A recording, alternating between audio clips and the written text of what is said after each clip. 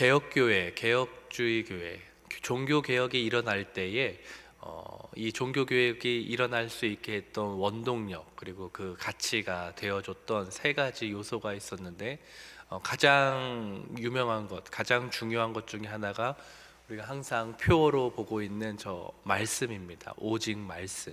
그리고 또 이어지는 것이 오직 은혜가 있고, 세 번째로 이어지는 것이 바로 오직 믿음입니다.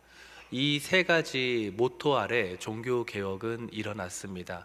그 어떤 종교 개혁, 시대적으로나 지역적으로나 그 어떤 곳에서 일어났던 종교 개혁이든 저 세 가지 요소는 늘 포함되고 있는 것을 보게 됩니다. 가장 핵심적인 것 중에 하나가 바로 이제 믿음이라는 것이죠. 근데 오늘 말씀에 보면은 이 아브라함이 하나님을 믿었고, 그것이 그의 의가 되었고, 결국 그의 의가 구원으로 이르게 되는 그 길이 되어 줬던 것입니다. 아브라함이 하나님께 처음으로 이제 소명을 받았을 때가 그의 나이가 75세였습니다. 늦은 나이라고 볼 수도 있죠. 물론 그는 그 이후로도 100여 년이라는 시간을 더 살아가게 됩니다. 그런 면으로 봤을 때에는 늦은 것 같으면서도 또 이른 나이라고 볼 수 있습니다. 어찌됐든 그가 하나님의 부르심을 받았을 때 75세였고, 그때 하나님께서 크게 7가지의 약속을 주셨는데, 그 7가지 약속 중에 하나가 바로 너의 후손들이 많이 있을 것이다 라는 약속이었습니다. 그렇게 이제 늦은 나이에 75세의 소명을 받고 그 약속을 믿고 있었는데, 아무래도 이것이 1년, 2년 지나가다 보니까 그의 마음의 믿음도 약간은 흔들렸을 수 있을 것입니다. 왜냐하면은 이미 아이를 낳기에는 충분히 늦은 나이였고, 그의 나이가 이제 수년이 흘렀던 것으로 보여집니다.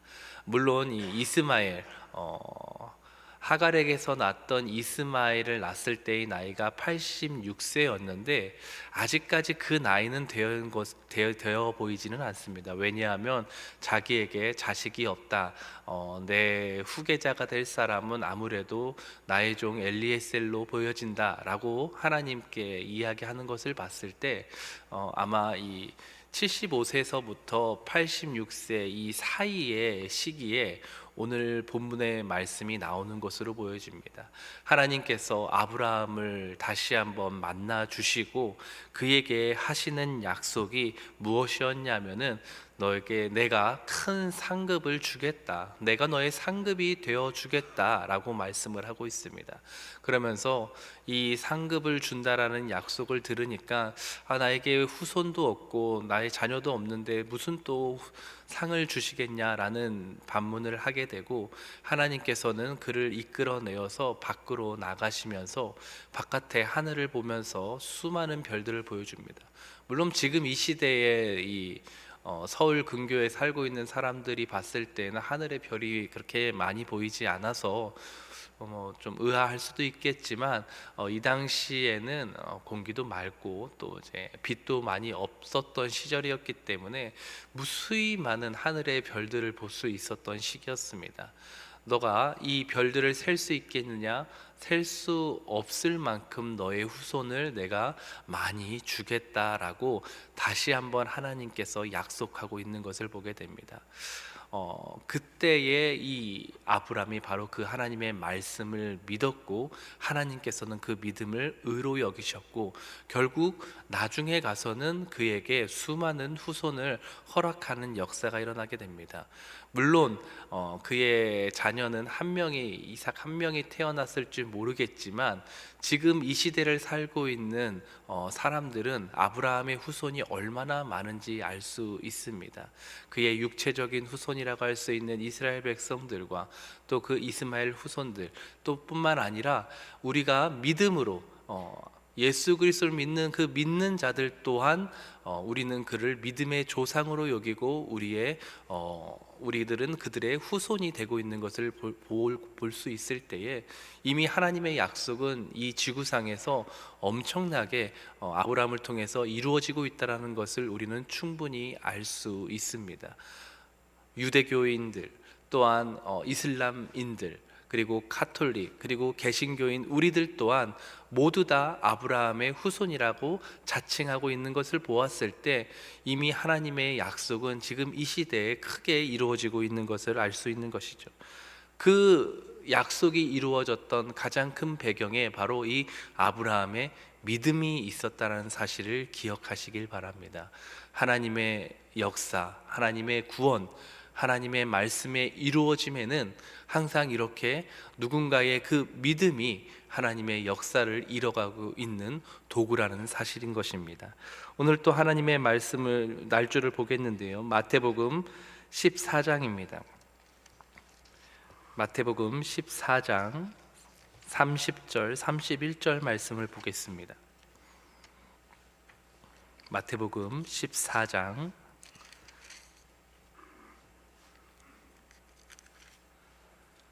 30절, 31절 말씀을 보겠습니다. 다 같이 읽겠습니다.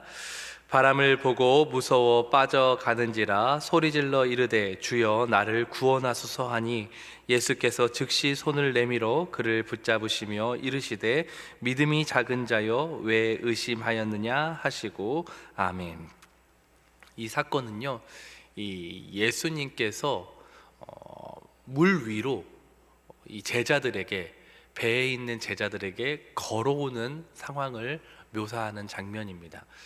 너무나도 유명한 말씀이죠. 이 직전에 무슨 사건이 있었냐면은 예수님께서 오병이어 사건을 보여주셨습니다.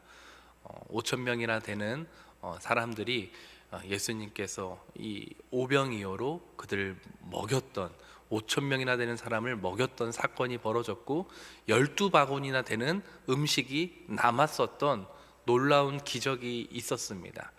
이 모습을 보면서 수많은 사람들이 예수님을 하나님의 아들로 믿을 수 있었을 것입니다. 정말 우리를 구원할 만한 분이시고 능력을 베푸실 분이시라는 것을 충분히 알았습니다. 그런데 바로 직후에 제자들이 배를 타고 가는데 물 위로 한 분이 걸어오는데 그게 누구였느냐? 예수님이었습니다. 이미 이들 제자들에게는 충만한 믿음이 있을 수밖에 없었고 그의 이 베드로, 항상 호기롭고 빠르게 반응할 수 있는 이 베드로는 그 모습을 보면서 나에게 이 무리를 나 또한 걷게 해달라고 요청을 했고 예수님께서는 오라고 명령하셨습니다. 베드로는 그 말씀을 듣고 무리로 걸어갑니다. 그런데 그가 보던 예수님께서 시선이 잠시 빼앗기는 일이 벌어졌습니다. 그게 무엇이었느냐? 자기가 걷고 있는 이 물 위의 파도를 보게 된 것이죠. 그 파도를 보다 보니까 자연스럽게 예수님의 말씀, 물 위로 걸어오라고 했던 그 말씀이 잠시 그의 기억 속에서 지워지고 내 눈앞에 보이는 이 파도가 나를 두렵게 만들고 내가 물에 빠질 것 같은 그런 믿음 없음으로, 흔들림으로 변화하는 그의 마음이 생기게 되었던 것입니다. 그 즉시 그 믿음이 흔들리니까 이 베드로는 바로 물속으로 빠져들기 시작했습니다. 근데 중요한 것은 바로 이때에 베드로는 자기가 물에 빠지는 자기 자신을 보면서 다시 한번 누구에게 요청을 하느냐?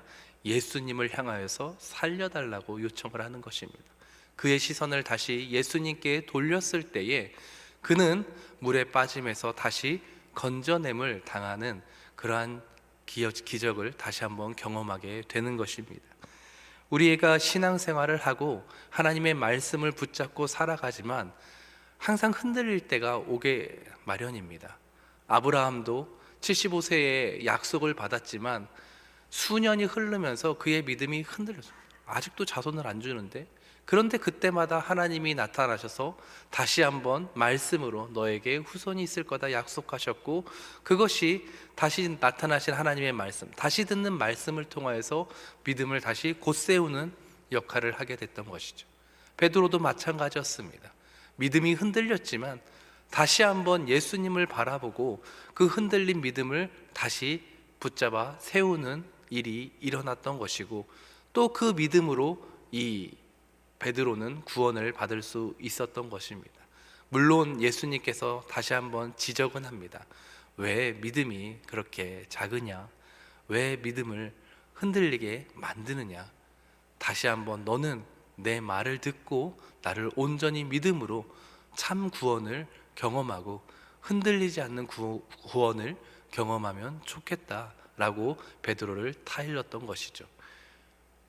흔들리는 믿음이 있을 수 있겠지만 그 흔들린 믿음 앞에서 우리는 다시 한번 하나님의 말씀을 향하여서 말씀을 듣고 다시 한번 믿음을 굳게 세울 수 있는 그러한 믿음이 있어야 되는 줄 믿으시길 바랍니다. 끝으로 오늘의 날주 말씀 사도행전 14장 9절 10절 말씀을 보도록 하겠습니다.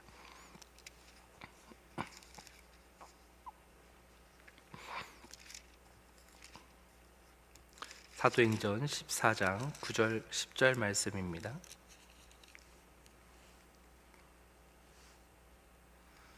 다 같이 하나님의 말씀 읽겠습니다. 바울이 말하는 것을 듣거늘 바울이 주목하여 구원받을 만한 믿음이 그에게 있는 것을 보고 큰 소리로 이르되 내 발로 바로 일어서라 하니 그 사람이 일어나 걷는지라. 아멘. 이 사도행전에는 나면서 걷지 못하는 자가 등장했습니다. 이전에도 한 번 있었는데요. 그때는 베드로가 일으켜주는 역사가 있었죠. 그러면서 그때 예수의 이름으로, 나사렛 예수의 이름으로 일어나 걸으라는 명령을 듣고 나면서 걷지 못했던 안진뱅이가 일어나는 이 역사가 일어났습니다. 그리고 또 이 14장에 와서 또 한 번 그러한 유사한 역사가 일어나게 됩니다. 이번에는 그 사용하는 하나님께서 사용했던 대상이 달랐습니다. 바로 이 바울이었죠. 사도 바울 선생님이 이 안진뱅이, 나면서부터 걷지 못하는 사람을 보고 바울이 말합니다. 아마 설교를 했겠죠. 복음을 전파했겠죠. 9절에 보면은 바울이 말하는 것을 듣거늘 합니다.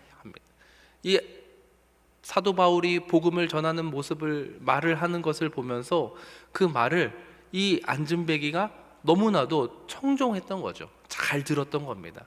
그 모습을 보면서 이 바울이 그에 대한 믿음과 신앙을 보게 됐습니다.